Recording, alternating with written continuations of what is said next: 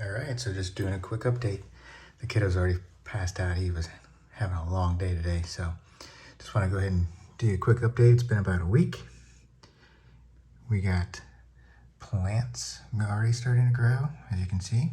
If you go back, at the first video was about maybe 8 days ago, and we've got some little plants coming up.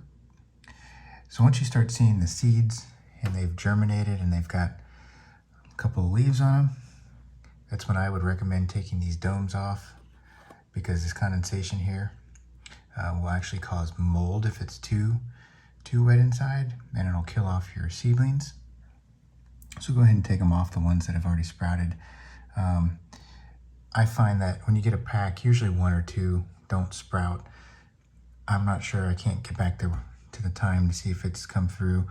Thyme is more of a woody plant, so it takes a little bit longer. It takes about 14 days or so. And then you have like your Italian parsley, which takes upwards of 21 days to sprout. So I'm not sure if I can get in there to see if, not seeing anything in that one. I'll check the thyme and pop that off if there's anything in there. I can't tell. Looks like there might be something in there. So let's go ahead and do that. We've got mint. We've got basil. The savory has sprouted. And the oregano has sprouted. If you can see in there. So we're looking good. I will go ahead and post either next week or whenever this needs food. All right, stay tuned. On to the next. Okay, so we're on week 3, and the red light over here is flashing, which means it's time to add plant food, which I've already done. And you can see the plant growth. The water doesn't need to be filled at this time. So we're gonna go ahead and press this button here. And that's all there is to it. And it resets. This is day 15. That is how many days are left on the plant food timer. So I guess this is officially week 2.